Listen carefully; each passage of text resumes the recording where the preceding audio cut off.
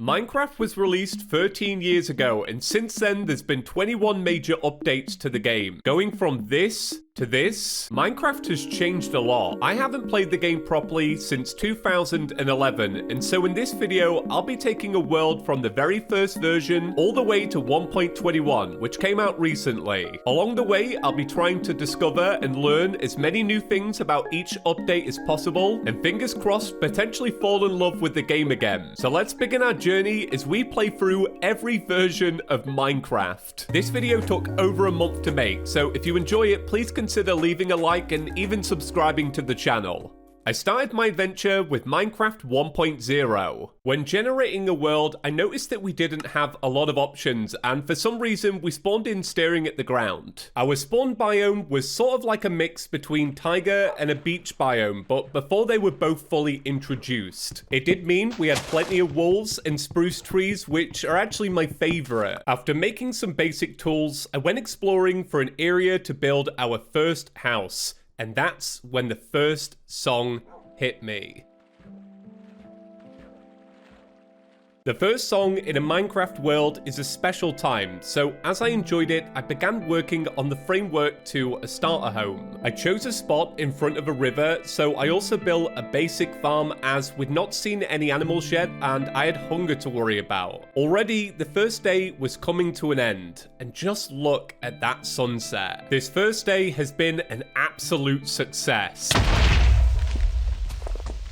The next day, I went out in pursuit of coal and iron, and I smelted some sand so we could make some windows for our house. As the second day came to a close, I thought now would be a good time to update to 1.1. Not a lot was added in this update, so that night I focused on farming mobs.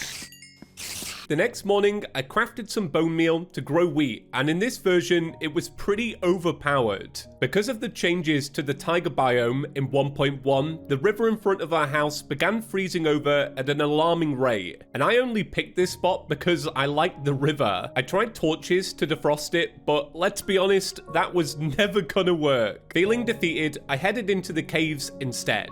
I can still remember the day ravines were added to Minecraft and thinking they were the most incredible thing, and with that sense of wonder, I felt like I could tackle anything.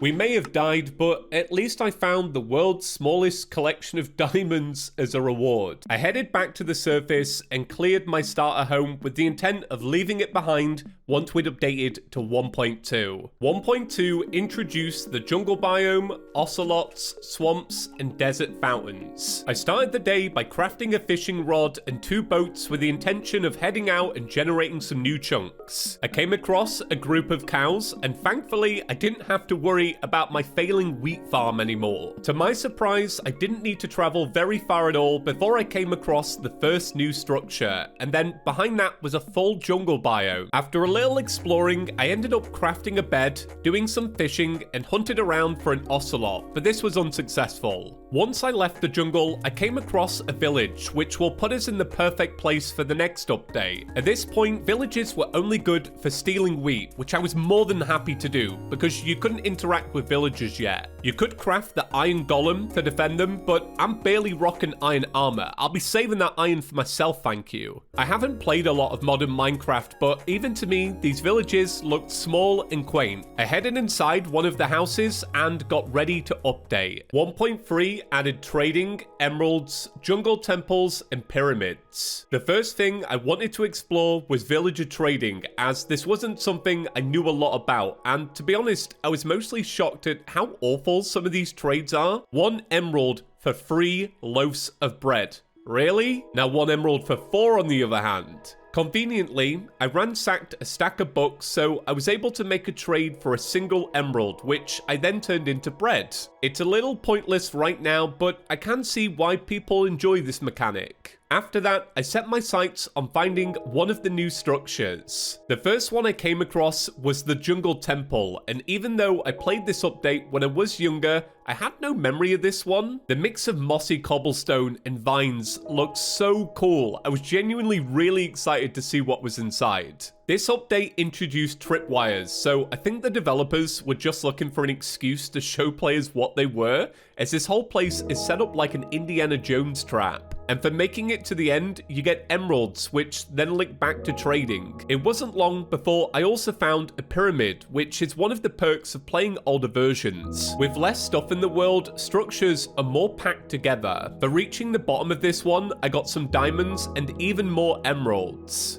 The next update is called the Scary Update, so in preparation, I crafted a diamond sword, a bow, and some better armor. I finished the day in a desert village by making a trade for some cookies, which were also new in this update. It was time for 1.4, which made the game generally harder by adding mob variants, witches, swamp huts, and the wither boss. Leaving the desert behind, I set my sights on finding one of the new witches' huts, as that was the only new structure in this update. So I walked in random directions, sailed the oceans, bunny hopped through biomes, and after an hour, I ended up right back where I started. How does that happen in Minecraft? Sometime later, I did end up finding one of these, but annoyingly, there was nothing inside. It was then time to pick a spot and settle down for a bit. Anything we built wouldn't be our forever home, as larger world-changing updates were just around the corner, but I still wanted it to look nice. Just to the left of our home was a natural cave entrance, so I decided to do a little exploring to see if I could see any of those new mob variants. I didn't find much, but at least we got some diamonds. Despite playing on this update for nearly 2 hours, I wasn't able to find a lot of new content, so I set my sights on crafting an anvil instead, as I've never used one before. The next morning, as the sun began to rise, I figured now would be a great time to update. The next update was the Redstone update. Now listen, I may be English and in my late 20s, but I ain't mumbo jumbo. So instead of messing with all that, I went on the hunt for a saddle in preparation for the next update. Not far from my house, I found a natural ravine and made my way down using a water bucket. Even with this older world generation, these mine shafts look so cool, and I came away with 2 saddles and an enchanted book. After some quick googling, I learned that these worked with the anvil we just crafted, so I turned my diamond sword into one worthy of a true Terraria veteran. The next day, I added some stairs to our roof, crafted up some windows, automated our doors with pressure plates, and that night I went on the hunt for some music discs and came away with Stal and Strad, 2 of my favorite tracks in the game. Update 1.6 added horses, leads, coal blocks, and carpets. My first objective then was to set off and find a herd, but before that I also crafted a lead as I've never used them before. Now as I bunny hop around, let me quickly give you some personal history. When this update came out, I had long left Minecraft behind, so the first time I even knew horses were in Minecraft was during a South Park episode. I can remember watching this episode live and feeling so out of touch that even I didn't know how to tame a horse in Minecraft. For years, I thought about Googling it, but I never did until now. So to tame a horse in Minecraft, you can either feed them a bunch or get bucked off a bunch, or like a combination of the two. After that, you can then use a saddle, and wow, horses are quick. Genuinely, this feels like the first time you use Hermes boots in Terraria. There is no going back.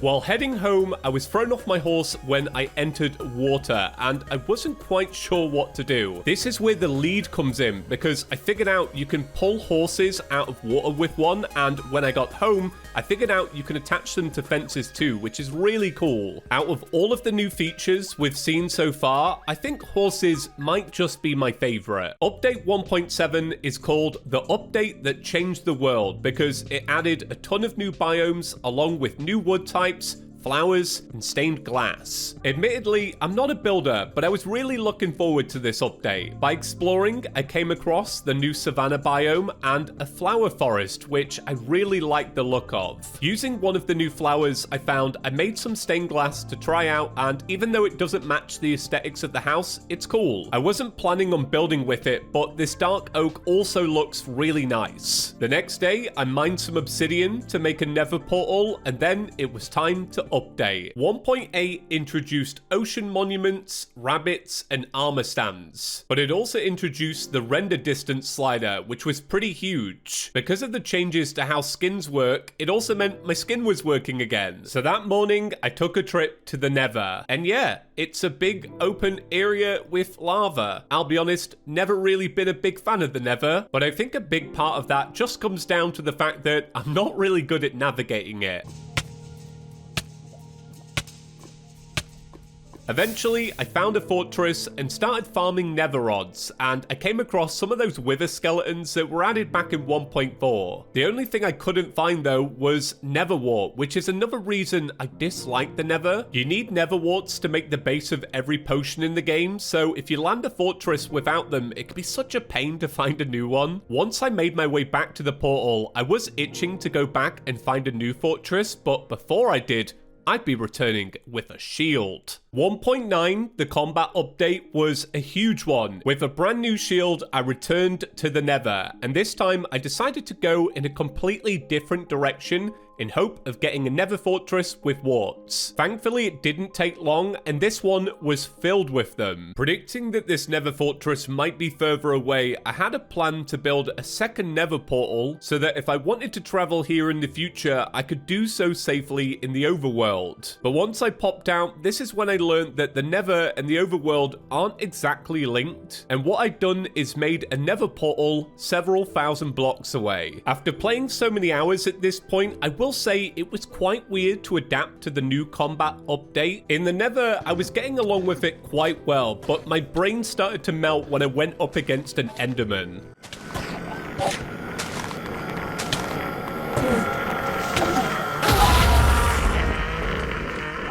After collecting my items, I returned home and started working on my alchemy station. My long-term goal was to make water-breathing potions for one of those ocean monuments, and so I also had to do a little fishing to get myself a pufferfish. And once I had that and a couple other potions, it was time to update. 1.10 introduced polar bears, husks, and auto jump. After our time in the Nether, I fancied something a little more peaceful, so I wanted to spend some time working on my house. The overall goal with this challenge is to learn as much as possible about each update, but I didn't want to forget what makes Minecraft special, and that's often the quiet moments. So I spent some time clearing out the area below my house to make a basic pen for some animals. I set up a little area for sugarcane so we could make books faster, and to finish off, I added an extension to my house so we'd have a place in the future for enchantments. 1.11 introduced shulker boxes, totem of undying, llamas, and woodland mansions. It also introduced a new villager, the cartographer, who can sell you a map that will directly take you to a mansion. So with this in mind, I set off to generate some new chunks and hopefully find a village with a new villager. Along the way, I found a group of llamas and eventually I stumbled across a village, but this is where I messed up. I knew the cartographer wore a white gown and accepted paper for their first trade. However, I didn't realize they display what profession they are right here. Long story short, I kept trading this one all my paper and gems until I finally clicked a good 30 minutes later. It was a librarian. By this point, I'd exhausted most of my emeralds making silly trades, so I headed back home and visited the village closest to me to see what I'd need to be farming for to earn some more. And it turns out, all along, the local village already had a cartographer. I did need emeralds though, but thankfully one of them was willing to trade wheat, so I gave what I could and then headed home to set up a giant farm. 1.12 introduced parrots, concrete, plus a new crafting and tutorial interface. With this update, entering the world was quite funny, just unlocking achievements for things we'd already done and forcefully being taught how to walk. I'm a huge fan of the recipe browser they added in this update. Still focused on trying to get a woodland map, I stood around for a while waiting for my wheat to grow. I went and caught a pig, then bred some of my animals. I did a little farming for ender pearls since I knew we'd eventually need them, and finally, after a bunch of trades, I was able to afford an explorer's map. 1.13, the update aquatic added a whole bunch of things. Still in the pursuit of a woodland mansion, I read online that they can often be several thousands of blocks away, so I figured instead of traveling that sort of distance with a horse, I'd build a tunnel in the Nether and hop out on the other side thousands of blocks away like I'd done earlier. We ended up hopping out slightly north of where we needed to be, about 9,000 blocks away from our house. In the distance, I thought Minecraft was corrupting itself, but after swimming over there, I realized this is one of the new coral reefs, and I have to say, they look incredible. I really love how ravines can cut directly through them as well.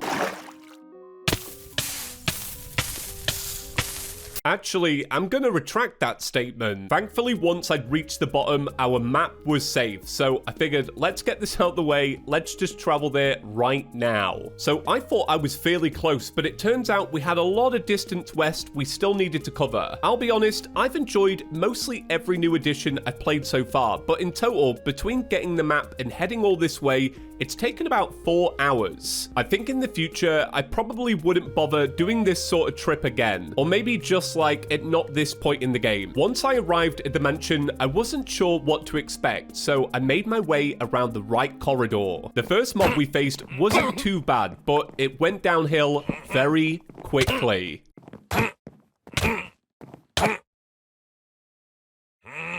So now I know that this is maybe something you save for when you're a little more prepared. The worst part is I didn't write down the coordinates, so I won't be returning. 1.14 Village and Pillage introduced new villager mechanics, tool stations that expand on crafting, and village raids. What I didn't know this update added though was a complete overhaul to textures. I don't know the actual percentage, but it feels like almost every single texture in the game was changed in some way, and although a little jarring, wow, the game looks so pretty now. Since we'd lost our best tools in the Woodland mansion, it was time to head underground and do a little mining. Nothing too exciting happened, but I did come away with some diamonds. I headed to my local village to see how the update had changed things, and it looks like my existing villagers have retained their roles and they've had an overhaul to their design. That night, I went farming for Enderman as I wanted to start working on finding my end portal. Along the way, I actually came across an ocean monument, which I was so grateful for, as it meant we wouldn't have to farm for a map. The hunt for the portal took me through the Badlands, which was my first time seeing this biome. I'll be honest, it's not my favorite looking biome, although I do want to research what builders do here. The hunt led me to a forest not far from my house, and after doing some digging around, I found it. I've not visited one of these in about 11 years, so this was really nostalgic for me. I dug my way out, wrote down the coordinates, and then headed home to grab some potions so we could finally check out this ocean monument. Heading down, I was a little nervous I was underprepared, and once I got hit by these guardians, I knew I was a little out my depth. I paused the game, watched a few YouTube videos, and learned that to get inside, you basically need to swim past them and hopefully not get trapped by their lasers. Once inside, I found one of the larger guardians, and surprisingly, I was able to take it down. I kept going further in, taking out guardians as I went. However, I quickly realized I'd only brought 16 minutes of water-breathing potions, and that likely wasn't going to cut it. In a panic to find the exit, I found myself in the room with the Elder Guardian and took a chance at taking it down. And surprisingly, I was successful. Well, kinda.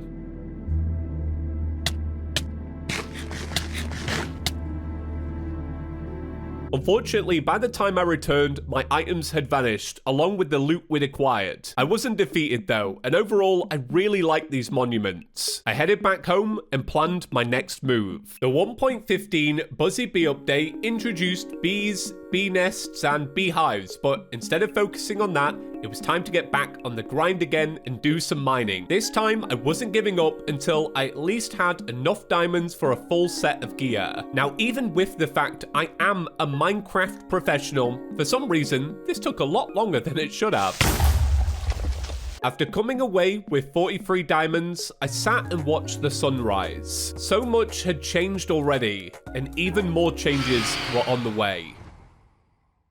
1.16, the Nether update, completely overhauled the Nether, adding new biomes, enemies, structures, alongside Netherite. I'd done a little research for this update, so I started off by making some golden armor, as I heard this will make you friendly to piglins. And I also brought along some gold, as apparently you can trade with them. Luckily, a piglin spawned right next to my portal, so I was able to test this straight away. And I have to say, I love this little animation where they check over the gold and have a little think about about what to give you. I knew discovering new biomes was going to be a little tricky as I'd already seen a good chunk of the Nether, so I set off in a straight line, tunneling and building a bridge, and nearly an hour later I came across the Crimson Forest, and I'm a big fan of this design, and I'm not just saying that because I love Terraria. I wanted to try getting some Netherite, and I read it spawns most frequently at Y15, so I found a safe area under the lava and got to work mining tunnels, hunting for ancient debris. Unfortunately, after 30 minutes, I wasn't able to find a single piece, so I decided to move on. I wouldn't be leaving 1.16 just yet though, as I had a plan in mind. The next update is part 1 of the Caves and Cliffs update, but I'd heard it's best experienced by jumping straight to 1.18, and so I decided I'd stay on this update a little longer and finally take on the Ender Dragon. In my house, I put together a chest with all the things I need, and then I got a good amount of food ready and headed back to the portal. I started placing the Eyes of Ender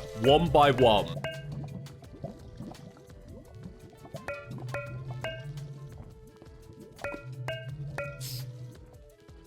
Well, until I realized I didn't have enough. Did I mention yet I'm a Minecraft professional? Anyway, this ended up being a small win because it led me to discover one of the new villages that were part of 1.15, and it's wild to see how large and detailed these are compared to that very first village that we found. I spent some time here looking for Enderman, and just as the night was coming to a close and I still needed one more, I noticed an iron golem must have taken one out for me, so I was all set. I set my spawn point, then place the final eyes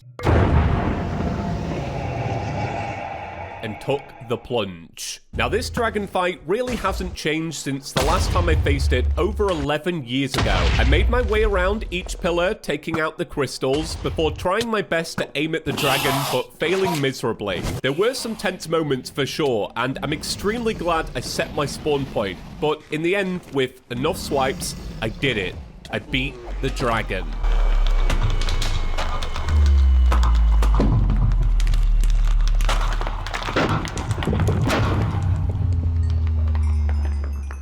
After taking note of the supplies we had left, I figured now would be a good time to try and find an Ender City. The Elytra are always in the ships according to the wiki, but I figured what you're meant to do is head up the main tower and use an Ender Pearl. I noticed these creatures on the door hit you with a levitating spell, so I thought if I combined that with my potion of slow falling, I could just let them carry me up the tower, and that's exactly what I did. Eventually, I made it to the top, likely skipping over some of the loot, but that's okay. I really just wanted those wings. All I had to do now is throw this pearl and not miss.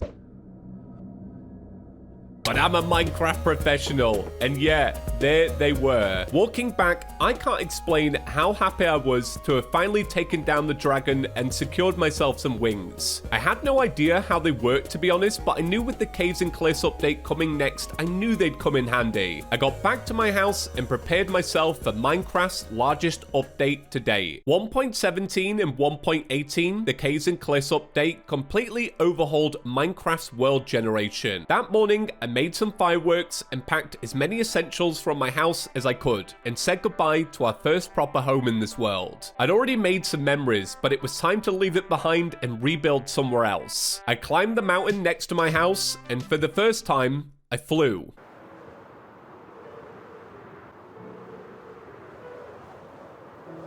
Flying in Minecraft for the first time is such a wonderful experience. As I looked down, I couldn't believe how only 40 hours before I was playing a version of this game with like 10 blocks. I noticed my elytra was breaking pretty quickly, so once I came across an area I liked, I made a graceful landing.